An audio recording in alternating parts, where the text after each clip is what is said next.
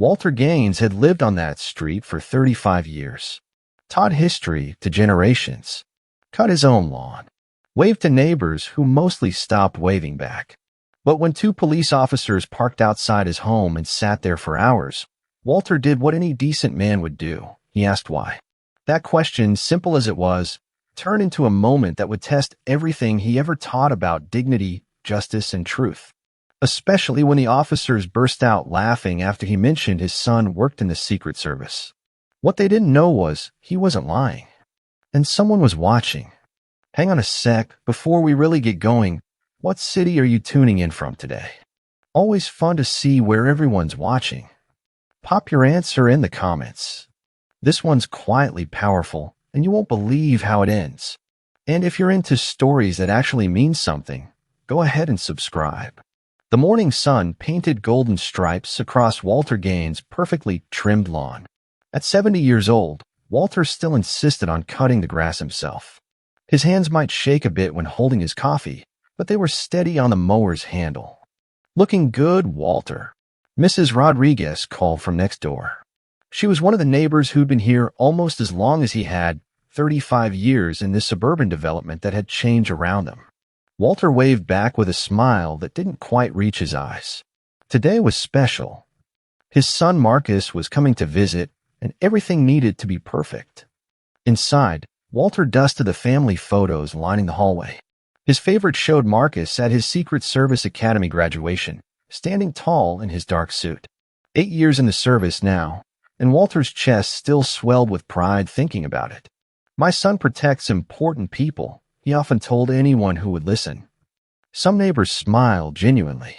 Others gave that look, the one that said they weren't sure they believed him. Walter understood. A black man in his 70s claiming his son worked Secret Service detail raised eyebrows in this neighborhood. He'd spent 40 years teaching history at the local high school, watching generations of students pass through his classroom. He taught them about civil rights, about dignity, about standing tall when others tried to make you small. The kitchen clock read 10:17 a.m. Marcus wouldn't arrive until evening, but Walter had more preparations. He changed into a crisp button-up shirt and khaki pants, casual but dignified. Walter believed in presenting yourself properly, a lesson from his own father that he'd passed to Marcus. The phone rang, interrupting his thoughts. "Dad, it's me." Marcus's deep voice sounded tired. "Everything all right, son?" Walter's heart quickened. Marcus rarely called when en route. "Just checking if you need anything before I get there. Got delayed at work, but I'll be there by 6. Promise." Walter relaxed.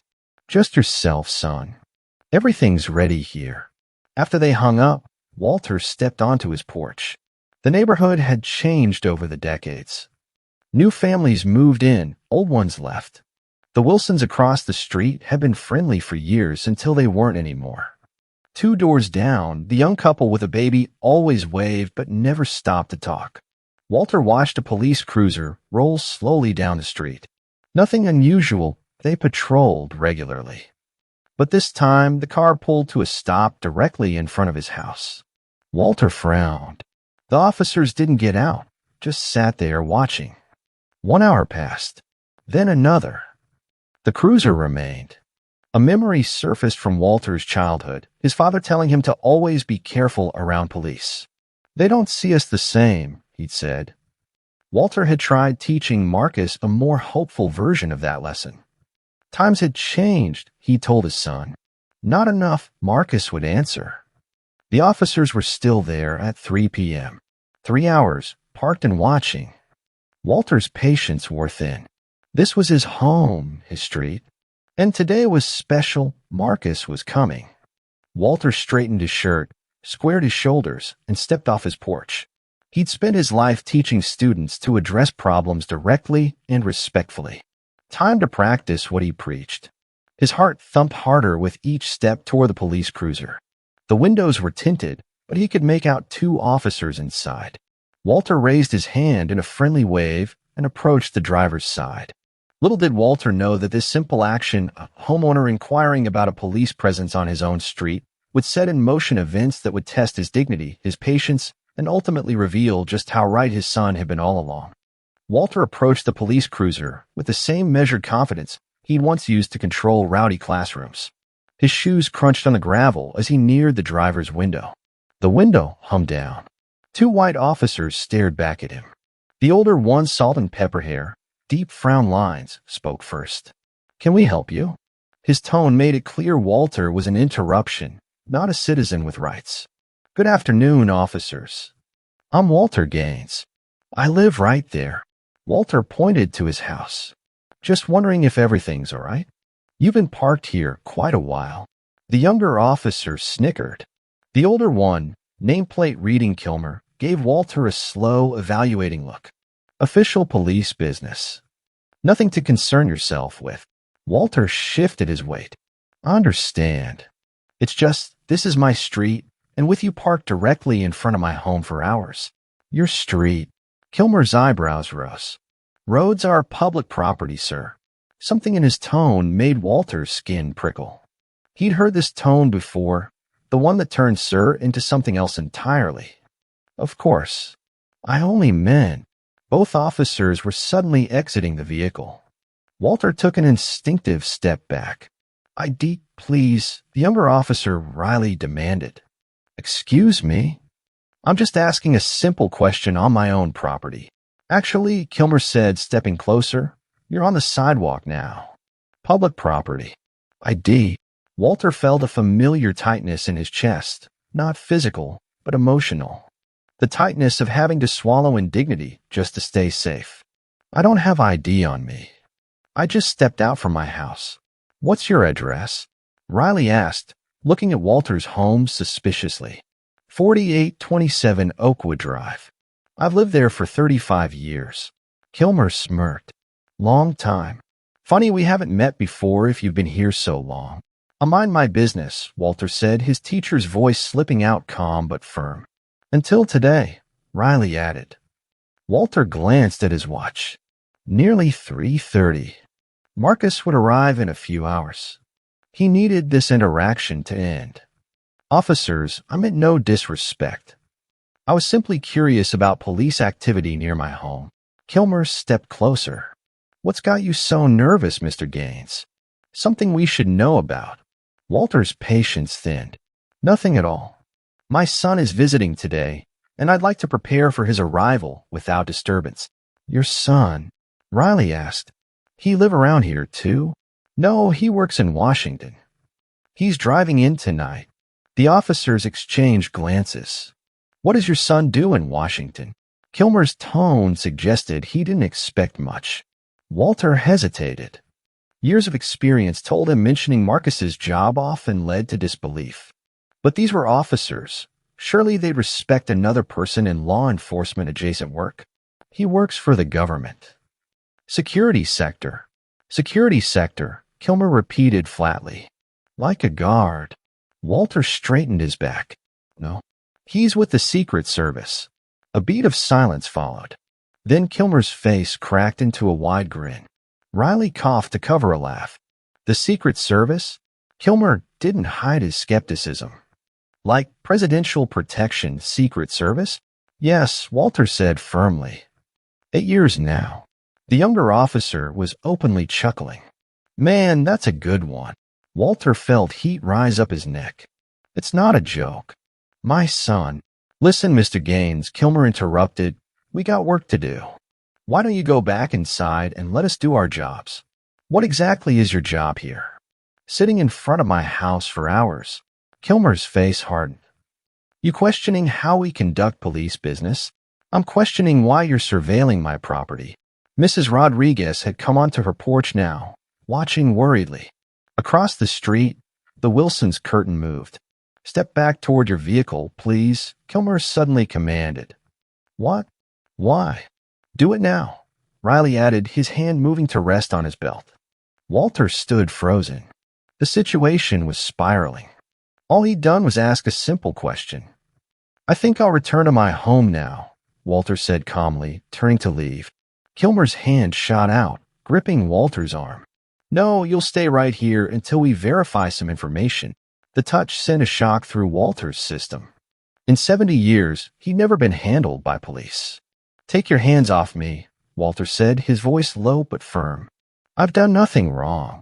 That's for us to determine, Kilmer replied, his grip tightening. Now about this Secret Service son of yours. The mocking tone was the final straw.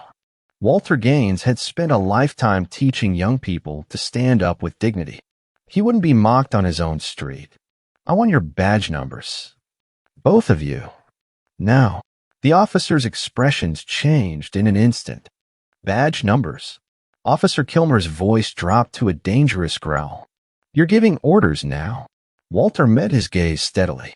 It's not an order. It's my right. Riley stepped closer, crowding Walter's space. Sounds like interference with police business to me. Walter's heart hammered against his ribs, but decades of standing before restless teenagers had taught him never to show fear. I've simply asked why you're watching my house and requested your badge numbers. That's not interference. Let's see some ID, Kilmer demanded again, his grip still tight on Walter's arm. As I said, I don't have ID on me. I stepped out of my house to ask a simple question. Mrs. Rodriguez called from her porch. Walter? Everything okay? Before Walter could answer, Kilmer cut in. Ma'am, please return to your home. Police business. She hesitated, clearly concerned. It's all right, Teresa, Walter called, his voice steady despite the storm building inside him. Just a misunderstanding. But it wasn't. Walter knew exactly what this was. The same thing it had always been, just wearing a different face. He'd faced it as a boy in Alabama. Faced it as a young teacher. Faced it as a homeowner when they tried to block him from buying in this neighborhood decades ago. So your son's Secret Service, huh? Riley snickered again. What's his name? Maybe we know him. Walter hesitated. Marcus valued his privacy, but these officers clearly didn't believe him. Marcus Gaines, Walter finally said. Kilmer raised his eyebrows in mock impression. Marcus Gaines of the Secret Service. Protecting presidents and whatnot. He glanced at his partner with a smirk. Should we radio this in? See if the president wants to vouch for Mr. Gaines' boy.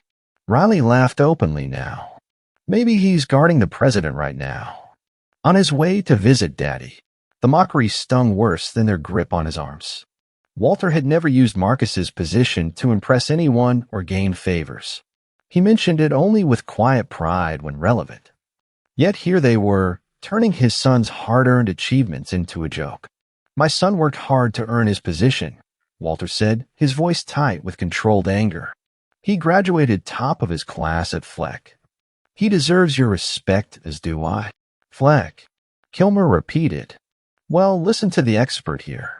Been watching some cop shows, have we? Walter didn't bother explaining that every parent memorized the details of their child's achievements, that he knew the Federal Law Enforcement Training Center by heart because Marcus's acceptance there had been a turning point. Instead, Walter tried a different approach. Officers, my son will be arriving in a few hours. I'd prefer if this situation were resolved before then. Oh, we should definitely stick around to meet Secret Agent Man, Kilmer said, his voice dripping with sarcasm. I bet he arrives in a fancy black SUV with tinted windows, right? Walter refused to take the bait. May I return to my home now?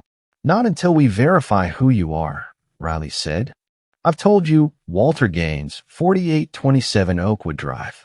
35 years at that address. Kilmer pulled Walter toward the police cruiser. Let's just run a check on you. Walter felt his arm being twisted behind him. This is unnecessary. I've done nothing wrong. The movement caught Mrs. Rodriguez's attention again. Hey, she shouted. Leave him alone. He's lived here longer than you've been officers. Ma'am, stay back, Kilmer ordered. Walter found himself pressed against the police car, arms behind his back. The cold metal against his cheek brought back stories his father had told him, stories he hoped belonged to a different era. Please, Walter said, his dignity hanging by a thread. Check my identity if you must, but there's no need for this. Kilmer spoke into his radio, requesting a background check on Walter Gaines at 4827 Oakwood. The radio crackled back moments later, confirming Walter's address and clean record. Instead of releasing him, Kilmer's grip tightened. No record doesn't mean no problems. What are you hiding, Mr. Secret Service, Dad? Nothing, Walter managed, his cheek still pressed against the car. This is harassment. Harassment? Riley laughed. We're responding to suspicious behavior. What suspicious behavior? Asking why police are surveilling my home. A small crowd of neighbors had gathered now, watching from a distance. Walter felt their eyes like physical weights. In 40 years of teaching, he'd never been humiliated like this. Your story doesn't add up, Kilmer said. Black guy your age with a son in Secret Service? Come on.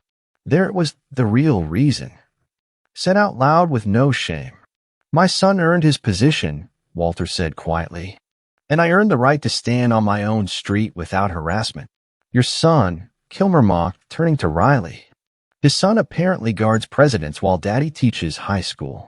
Walter felt something snap inside him, not his composure, but his willingness to placate these men. Yes, my son protects presidents while I taught history to generations of children in this community, likely some of your colleagues or their children. And neither of those facts justifies your treatment of me. The officers exchanged glances, surprised by Walter's sudden fire. Listen to Mr. Important here, Kilmer sneered, but Walter caught a flicker of uncertainty. In the distance, Walter noticed a black vehicle turning onto his street. His heart leapt, then steadied. He straightened as much as their grip would allow. I suggest you check your assumptions, officers, Walter said quietly. Things aren't always what they seem. The black SUV slowed as it approached, windows tinted dark against the afternoon sun. Walter saw it clearly despite being pinned against the police cruiser. Neighbors pointed and whispered. Even Mrs. Rodriguez fell silent, watching. Friends of yours? Kilmer asked, his tone mocking, but his eyes tracking the vehicle. Walter said nothing. He knew that car government issue, specially equipped. Marcus always arrived in one just like it. Maybe it's the Secret Service coming to save Daddy, Riley joked, but his laughter sounded forced.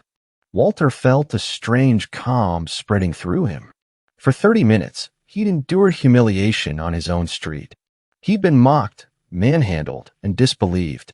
But Walter Gaines had never been a man to demand rescue, not even from his son. Officers, Walter said quietly, I'd like to make a call. To who? The president. Kilmer snickered, but his eyes kept darting to the SUV, which had parked 30 yards away. To my attorney, Walter replied. A small lie. He had no attorney on call. But the words had power. Riley's grip loosened slightly. Look, if you just cooperate. I have cooperated fully, Walter interrupted. You verified my identity and address.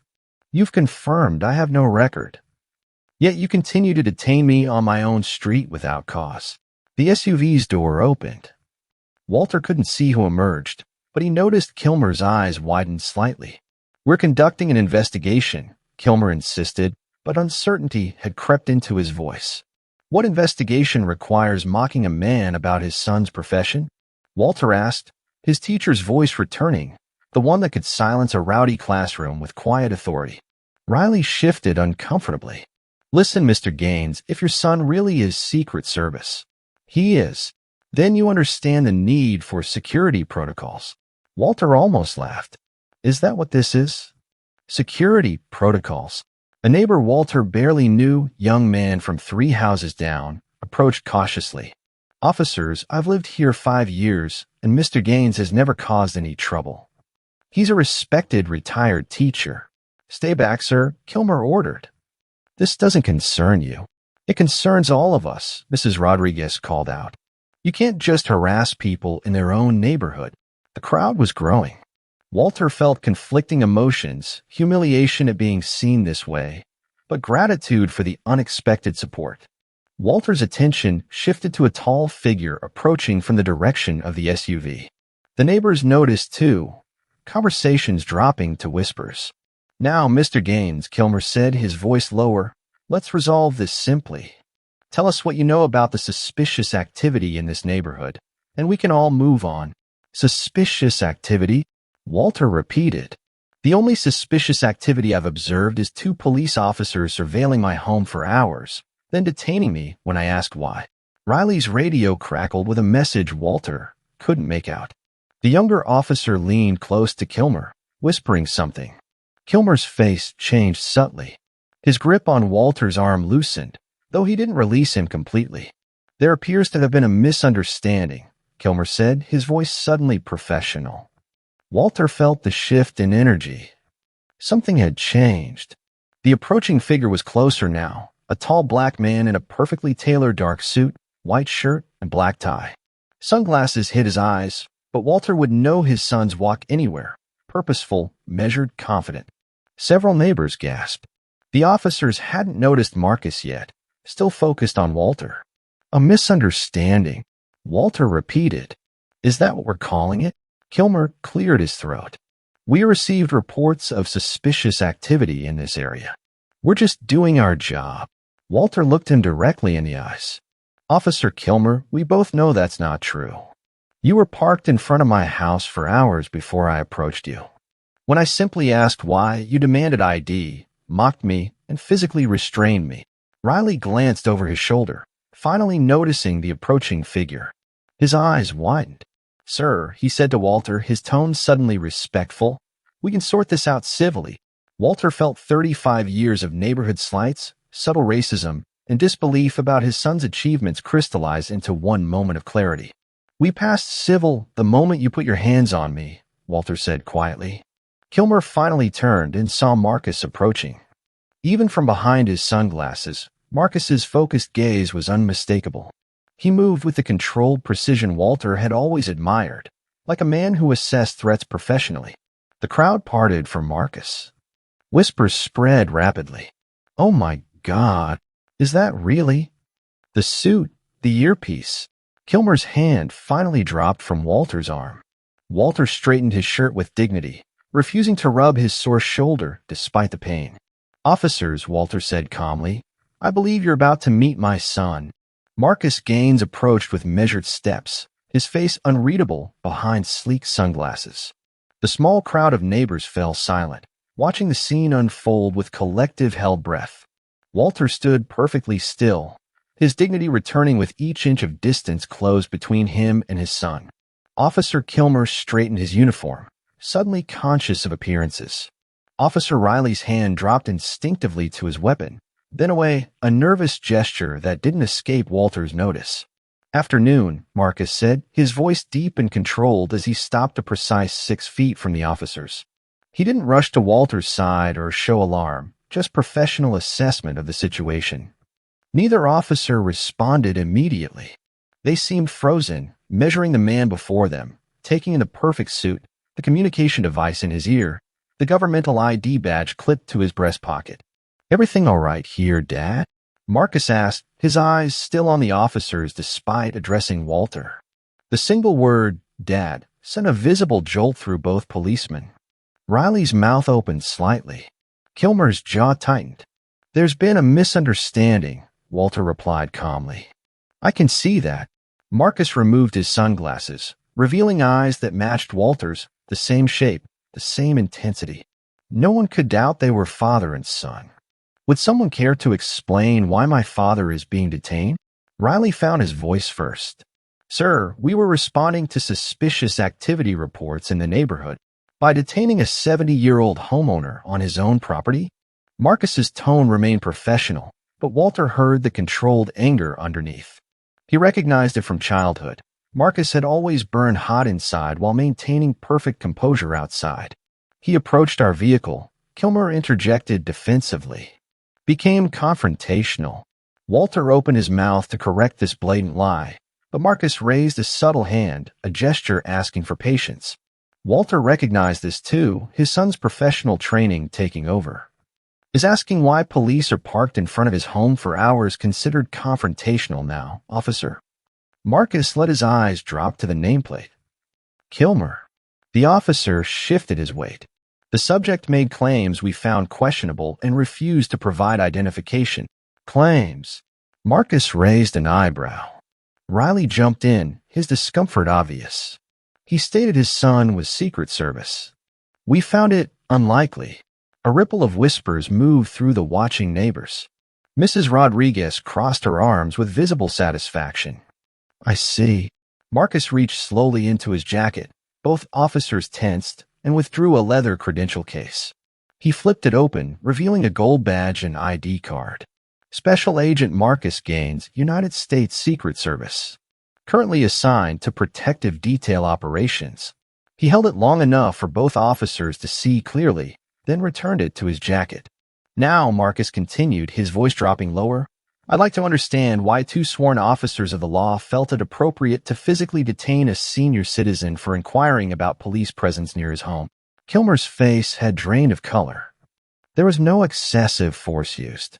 Standard procedure for... I didn't mention excessive force, officer, Marcus interrupted smoothly. Though the marks on my father's wrist suggest unnecessary restraint was applied. Walter glanced down, noticing for the first time the red marks where Kilmer had gripped him. A hot flash of shame mixed with vindication washed through him. Marcus took a step closer to the officers. Though he stood at the same height as Kilmer, his presence seemed to tower over them both. Let me be clear, he said quietly. My father has lived in this community for 35 years. He taught history to thousands of students, many of whom likely serve alongside you. He pays his taxes, maintains his property, and has every right to question police activity that affect his home. The neighbors had inched closer, hungry for every word. We were just doing our job, Riley offered weakly. Were you? Marcus asked. Because from where I stand, it appears you were profiling an elderly black man, then escalating the situation when he failed to show sufficient deference. Walter watched his son with quiet pride. Marcus had always been like this, precise in his observations, unflinching in speaking truth to power. It had worried Walter when Marcus was younger. He'd feared the world would punish his son for his boldness. Instead, Marcus had channeled that quality into a career where it became a strength. A new police vehicle turned onto the street, this one larger, more official-looking. The crowd parted as a woman in a captain's uniform emerged. Her sharp eyes took in the scene in seconds. Captain Vasquez, Kilmer said, straightening further. We were just... Save it, Kilmer, she interrupted. My office received a call about this situation. Her eyes moved to Marcus, recognition dawning. Agent Gaines. I didn't realize you were personally involved. Captain, Marcus nodded respectfully. I was en route to visit my father when I was notified of the incident. Walter looked between them, surprised. You know each other. Captain Vasquez turned to Walter with genuine regret in her eyes. Not personally, Mr. Gaines. But Agent Gaines's reputation precedes him in law enforcement circles. She turned back to her officers. Which makes me especially troubled by what's happened here. The dynamics had shifted completely. Walter stood free, respected, believed, while the officers who had mocked and restrained him now looked small and uncertain. Captain Vasquez addressed Walter directly. Mr. Gaines, I want to personally apologize for this incident. I assure you it will be thoroughly investigated. Walter nodded, his teacher's instinct noting a teachable moment. I appreciate that, Captain. Though I wonder if the outcome would be the same if my son had a different occupation. She held his gaze, understanding his meaning perfectly. A fair point, Mr. Gaines, and one I hope we can address going forward. As the confrontation subsided into official statements and procedures, Walter and Marcus exchanged a look that contained decades of shared understanding about power, dignity, and the world they navigated in different ways but with the same fundamental challenge. The late afternoon sun cast long shadows as Walter and Marcus sat in a porch swing Walter had maintained for 30 years. The police had finally left, taking statements from Walter and several neighbors. Captain Vasquez had promised a formal investigation, her manner professional but genuinely apologetic. Only when the last police car disappeared did Walter allow his shoulders to slump slightly, the day's tension releasing like air from a tire. You didn't have to do that, Walter said finally, his eyes on the street where neighbors still lingered, discussing the afternoon's events. Marcus raised an eyebrow. Do what? Visit my father. You know what I mean.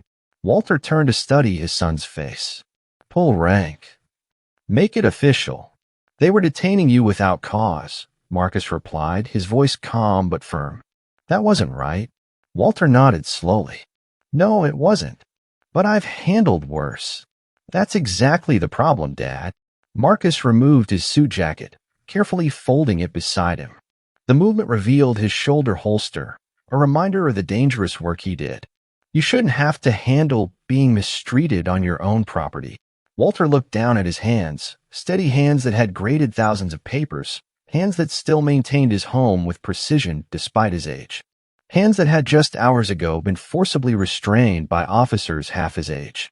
When you were born, Walter said quietly, I promised myself you'd never have to swallow your dignity just to stay safe. That the world you grew up in would be different from mine. It is different, Marcus replied, but not different enough. They sat in silence for a moment, the porch swing creaking gently. Mrs. Rodriguez waved from her yard before heading inside. Walter returned the wave with a nod. You know what they called me at the academy? Marcus asked suddenly. Walter shook his head. Professor. A small smile touched Marcus's lips.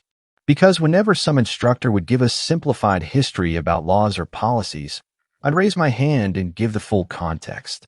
The real history. Pride warmed Walter's chest. You always did pay attention in my class. Hard not to, Marcus chuckled. You brought it alive. Made it matter. His face grew serious again. You taught me that knowing history isn't just about dates and facts.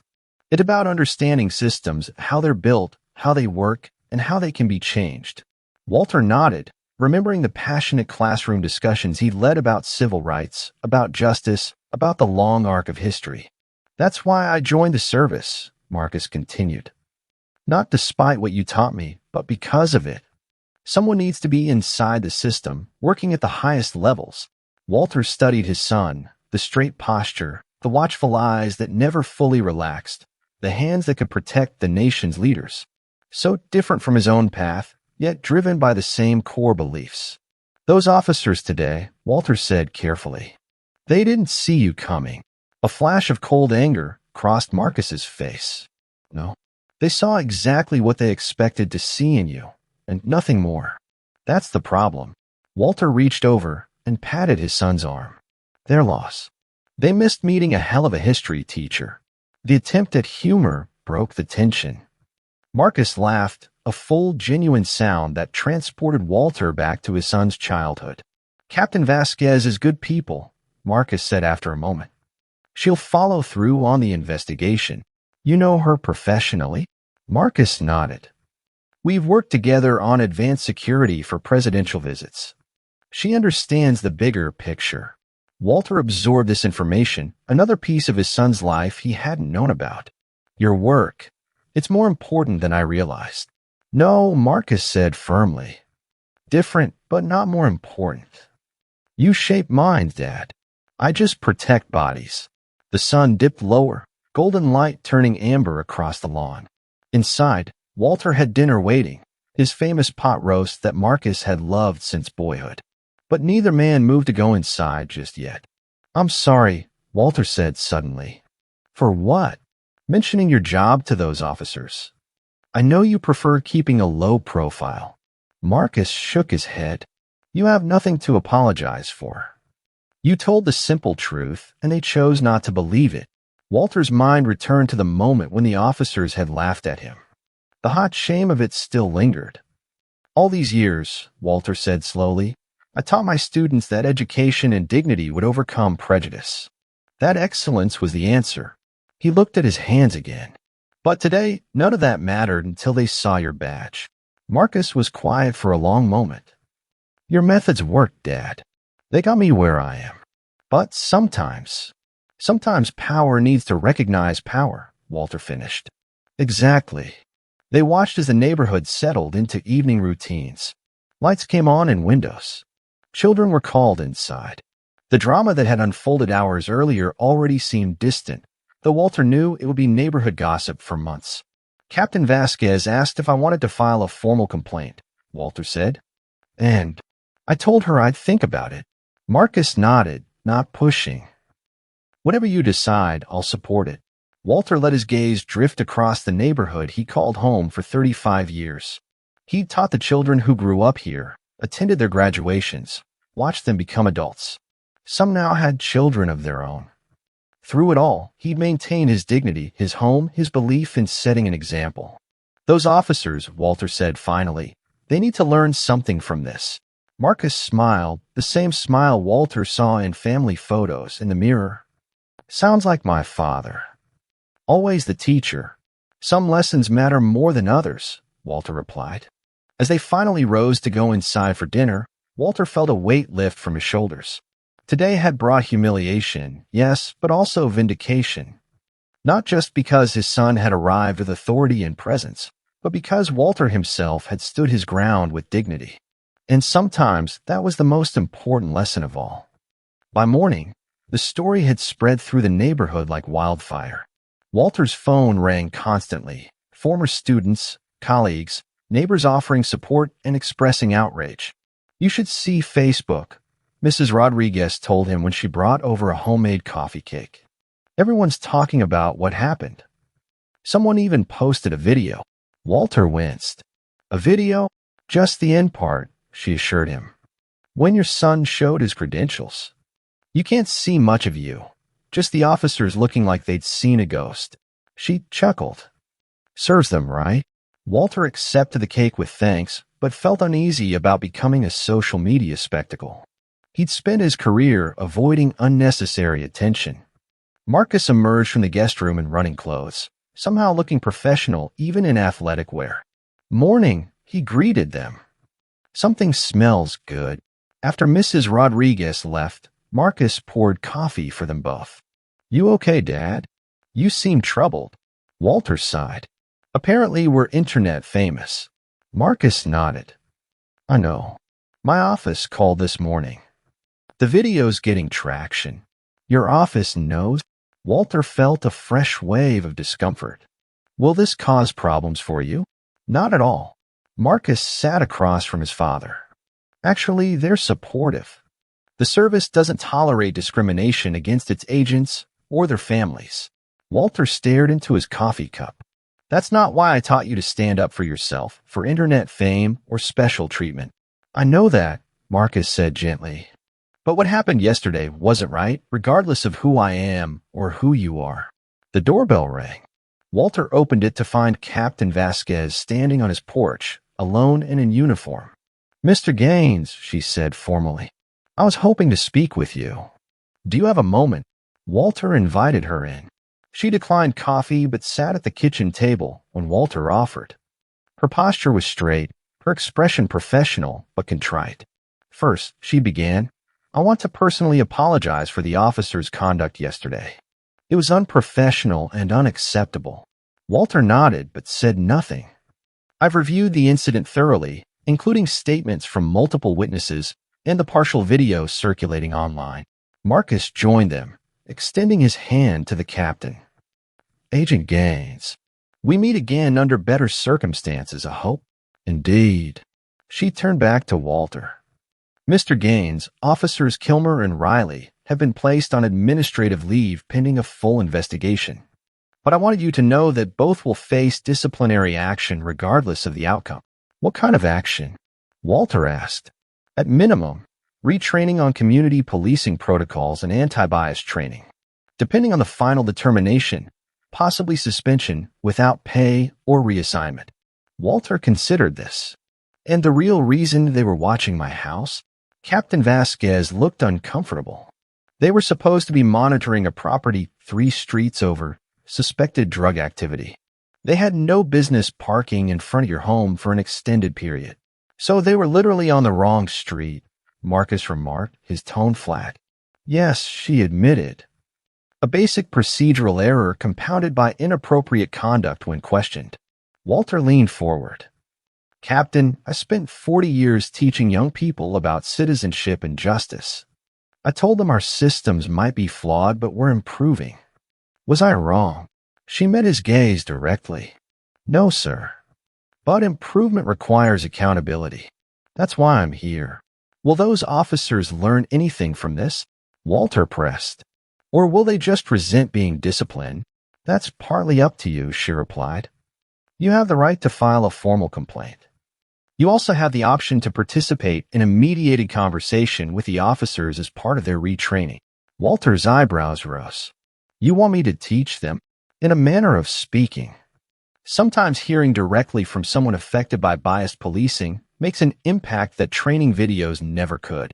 Marcus watched his father carefully, neither encouraging nor discouraging. Walter thought about his classroom, how he'd always believed in teachable moments, in the power of difficult conversations to change minds. He thought about the officers' laughter, their disbelief, their hands on his arms. "I'll consider it," he finally said. After Captain Vasquez left, Walter and Marcus walked through the neighborhood. People waved from windows and porches, some neighbors who'd never acknowledged Walter before. "You've become a local celebrity," Marcus observed. "For all the wrong reasons," Walter replied. They passed the spot where yesterday's confrontation had occurred. Walter paused, looking at the ordinary patch of street that had suddenly become significant. "All these years teaching about civil rights," Walter said quietly. "About Rosa Parks, John Lewis, Medgar Evers. I showed students pictures, played recordings, assigned readings. But yesterday it was you," Marcus finished. "On a much smaller scale," Walter amended. "But yes, and what troubles me most isn't the officer's behavior. It's that I'm 70 years old, and it still happened." Marcus was silent for a moment. "When I was training," he said finally, "my instructor told me something I never forgot. He said, the weight of the badge isn't in the metal. It's in the responsibility to use its power justly." Walter nodded. "Wise words. Those officers failed that test yesterday. But you didn't." Walter looked at his son, this man who protected presidents, who had surpassed his father's achievements in ways Walter could barely comprehend. "What would you do?" Walter asked. "About the captain's offer." Marcus considered the question carefully. "I think about threats every day. It's literally my job. And the biggest threats never come from where you expect. They come from blindness, from failure to see what's right in front of you. Like officers who couldn't see me as who I am," Walter said. "Exactly. So maybe the question is, can you help them see?" Walter thought about his decades in the classroom, patiently opening young minds to uncomfortable truths about American history. How many future police officers had sat in those classes? How many judges, lawmakers, parents? "I spent my life believing education makes a difference," Walter said finally. "Would be hypocritical to stop now." As they continued walking, Walter noticed how Marcus subtly assessed each person they passed, each car that drove by, always vigilant, always protecting. It occurred to Walter that perhaps they weren't so different after all. Marcus protected with his training and authority. Walter had always protected with knowledge and truth. Two approaches to the same essential mission, making the world better than they found it. "I'll do it," Walter decided. "I'll meet with them." Marcus nodded, pride evident in his eyes. "They won't know what hit them." Walter smiled. "I'm not looking to hit anyone. Just to teach. It's what I do." As they rounded the corner back toward home, Walter walked a little straighter, his teacher's posture returning naturally. Yesterday, officers had failed to see him. Tomorrow, he would make sure they did. 1 week later, Walter sat in a conference room at the police station, hands folded calmly on the table. Captain Vasquez had arranged everything, creating what she called a structured dialogue opportunity, rather than a disciplinary meeting. The distinction mattered to Walter. He wasn't here for punishment, but for education. The door opened. Officers Kilmer and Riley entered, both in uniform but without their gear belts. Their expressions were carefully neutral, but Walter detected reluctance in their movements. "Please be seated," Captain Vasquez directed. She had positioned herself at the end of the table, with Walter on one side and the officers on the other. A department psychologist sat quietly in the corner, there to observe and facilitate if needed. Walter studied the officers openly. In the controlled environment of the station, without the power dynamic of the street confrontation, they looked different. Kilmer older and more tired than Walter had realized, Riley younger and more uncomfortable. "Thank you for agreeing to this conversation, Mr. Gaines," Captain Vasquez began formally. "I appreciate the opportunity," Walter replied, his teacher's voice steady and clear. Kilmer shifted in his seat, eyes fixed on the table. Riley glanced up briefly, then away.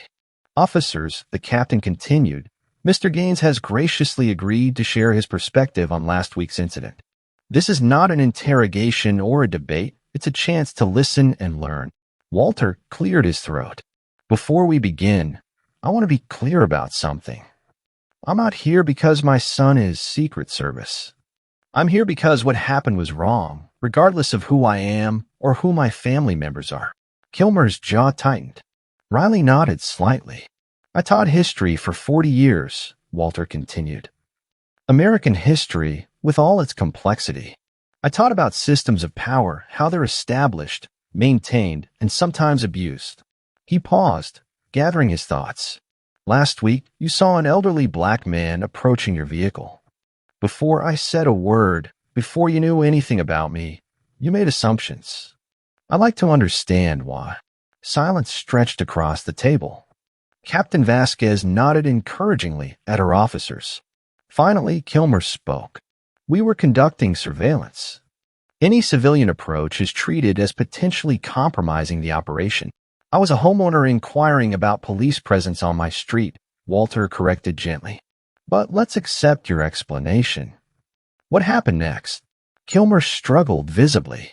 Protocol requires identification of any unknown person interfering with. Is asking a question interfering? Walter interrupted, his tone still measured. And if I approached to thank you for your service, would that have been interfering too? Riley looked up. Sir, with respect, we can't know people's intentions. That's true, Walter acknowledged. But we reveal our own intentions through our responses. When I mentioned my son worked for Secret Service, you both laughed. Why? The directness of the question caught them off guard. Riley looked at Kilmer, who remained silent. It seemed unlikely, Riley finally admitted. Because I'm black? Or because I'm old? Or both? Walter asked. The tension in the room thickened. The psychologist in the corner made a note. Look, Kilmer said, an edge entering his voice. We deal with people making claims all day long. Most aren't true. Walter nodded thoughtfully. I understand skepticism. It's healthy in appropriate doses. But there's a difference between professional skepticism and mocking dismissal. He leaned forward slightly. Do you know what I saw in that moment? I saw what my father saw in Alabama in the 1950s. What I saw as a young man in the 1970s. And what my son still navigates today, despite his position. The assumption that a black man must be lying about his achievements or connections. Riley had the decency to look ashamed. Kilmer's expression remained guarded, but his eyes now met Walter's directly. I'm not saying you consciously thought these things, Walter continued. But our unexamined assumptions shape our actions. We were wrong about your son, Kilmer conceded stiffly.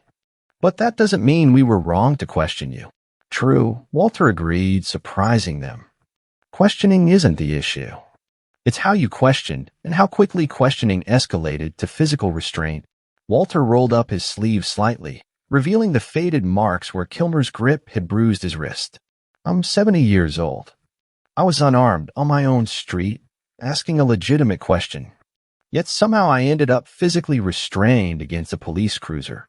Captain Vasquez intervened gently. Officers, can either of you articulate why the situation escalated physically? Riley looked genuinely troubled. It happened quickly. When Mr. Gaines mentioned the Secret Service, it felt like he was challenging us somehow. By stating a fact about my son's employment, Walter asked. By implying he had connections that should make us back off, Kilmer said. Walter considered this.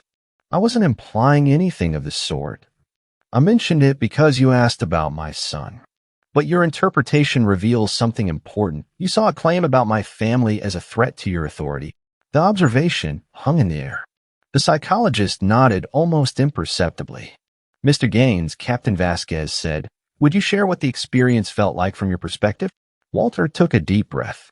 This was the heart of why he'd come, not to shame these officers, but to help them understand. It felt familiar, he said quietly. That's the tragedy of it. At 70 years old, being humiliated on my own street felt familiar. I've spent a lifetime building a respectable career, maintaining a beautiful home, raising a son who served his country at the highest levels. Yet in an instant, none of that mattered. I was just an old black man who needed to be put in his place. The room fell silent. Even Kilmer seemed to be listening now. When you laughed about my son, Walter continued, his voice steady but filled with dignified emotion, you weren't just doubting a fact. You were saying I couldn't possibly be the father of someone important. That my child couldn't possibly have achieved what I claimed. You were limiting not just who I am, but who my family could be. Riley's eyes had darkened with what appeared to be genuine regret. Kilmer's expression was harder to read, but he no longer looked defensive. I didn't come here for apologies, Walter concluded. I came because I believe in teaching. In 40 years of teaching history, I learned that understanding the past helps us do better in the present. What happened between us is now past. The question is what we'll all do differently going forward. Captain Vasquez leaned forward. Officers, do you have any questions for Mr. Gaines? After a moment, Riley spoke. Did you ever experience something like this before? In our jurisdiction, Walter appreciated the specificity of the question. Not exactly like this, but small humiliations, assumptions, being followed in stores. Yes, regularly. Even as a respected teacher, Kilmer finally spoke again. You mentioned your father in Alabama. Was he? He marched with Dr. King, Walter said simply. Was arrested twice for sitting at lunch counters. Taught me that dignity can't be given or taken away. It can only be maintained or surrendered. I've tried to live by that. Something shifted in Kilmer's expression, not quite softening, but a crack in the facade. My grandfather was an officer in Birmingham during that time. Walter held his gaze steadily. Then we share a complex history. He didn't talk about it much, Kilmer added. But when he did, he wasn't proud of everything he'd done. The admission hung in the air, unexpected and powerful. History gives us a chance to do better, Walter said quietly. That's why I taught it for 40 years. As the meeting concluded, Walter felt a deep sense of accomplishment, not because he'd shamed these officers or forced apologies, but because for perhaps the first time, they'd truly seen him. Not as a threat, not as a stereotype, but as a full human being with history, family, and dignity. And in the end, that recognition was what he'd wanted all along. 3 months later, Walter stood behind the podium at the community center, looking out at the crowded room. The Community Police Relations Forum had been Captain Vasquez's idea, but Walter had helped shape it into something meaningful rather than merely symbolic. Good evening, Walter began, his teacher's voice carrying easily through the space. I want to thank everyone for coming tonight, community members, officers, and city officials alike. In the front row sat Marcus, who had flown in specifically for this event. Beside him, surprisingly, sat officers Kilmer and Riley, out of uniform but unmistakable to Walter. Many of you know that an incident 3 months ago sparked this initiative, Walter continued. What began as a confrontation has evolved into a conversation, one that I believe can make our community stronger and safer for everyone. The audience included dozens of Walter's former students, now adults with children of their own. Mrs. Rodriguez had brought half the neighborhood. Local news cameras lined the back wall. Tonight isn't about assigning blame or reopening wounds, Walter said. It's about understanding perspectives, particularly those that differ from our own. Captain Vasquez joined Walter at the podium. Mr. Gaines has been instrumental in developing this program. Together with community leaders and department representatives, we've created a framework for ongoing dialogue and practical changes to our training and procedures. Walter glanced at Marcus, who gave him a subtle nod of approval. Their relationship had deepened since the incident, with more frequent calls and visits. Marcus had even brought Walter to Washington, D.C. to tour the Secret Service training facilities, a rare privilege that had filled Walter with pride. As Captain Vasquez outlined the specific changes implemented in the department, enhanced community engagement protocols, revised training on bias recognition, new accountability measures for officers, Walter's mind drifted to a conversation he'd had with Kilmer just last week. They'd met for coffee at Walter's suggestion, a step neither would have imagined possible 3 months earlier. Kilmer had arrived looking uncomfortable, but determined. My grandfather, Kilmer had said without preamble, the one from Birmingham, he left me his service revolver when he died. I always saw it as this symbol of family honor. Walter had waited patiently. After what happened with you, Kilmer continued, I started reading about Birmingham in the 60s, about what police did there. He looked down at his coffee. I put the revolver away. Didn't feel right anymore.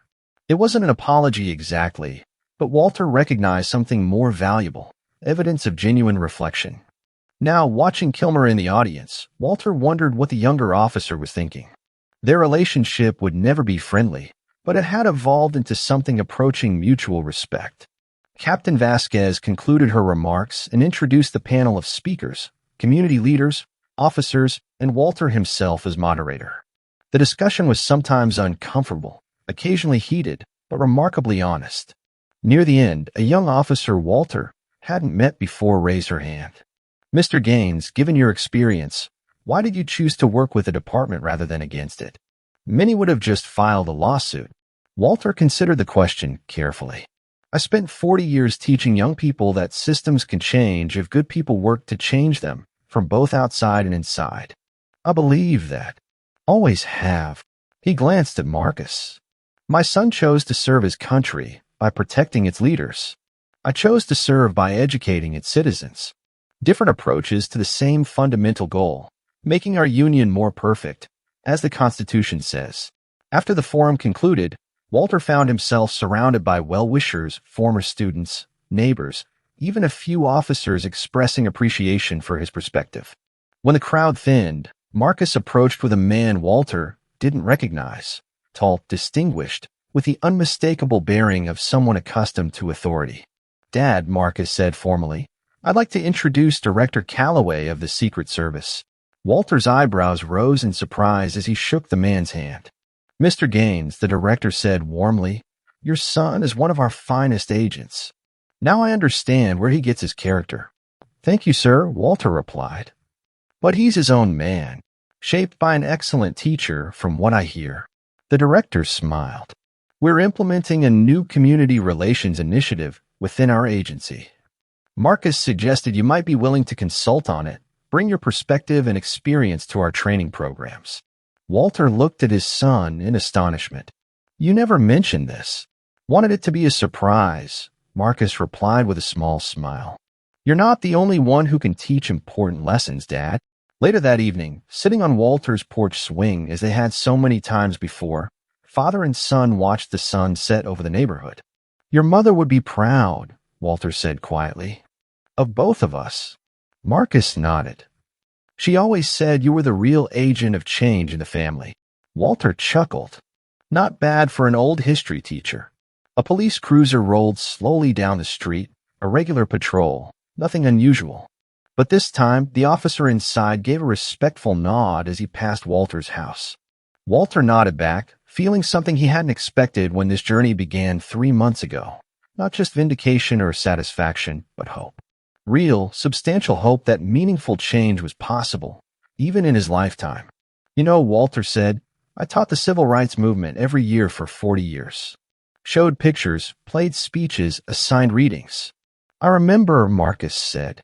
Your students never forgot those lessons. But there was something I could never fully convey, what it felt like to live through history as it happening. To be part of the change, not just study it afterward. Walter looked out at his neighborhood, the same streets, the same houses, but somehow different now. Changed not by time, but by understanding. I think I finally understand what my father meant, Walter said softly. When he marched in Birmingham, he wasn't just protesting for abstract rights. He was saying, see me. Really see me. That's all I wanted when those officers confronted me. To be seen. Marcus put his hand on his father's shoulder. They see you now, Dad. We all do. As darkness settled over the quiet street, Walter Gaines, teacher, father, unexpected catalyst for change, allowed himself to feel something profound, the satisfaction of a lesson well taught, and the peace of being truly seen at last. That brings our story to a close. There's a quiet kind of strength in people like Walter Gaines, the kind that doesn't shout, but stands firm when dignity is tested. He didn't need to raise his voice or prove his worth with anger. Just being who he was, a father, a teacher, a man who's walked through decades of change, was enough. And when the world finally saw him clearly, it wasn't because he fought back with force. It was because he never let them shrink his truth. Respect isn't always given freely, but Walter showed that it can be earned, not just for yourself, but for everyone watching.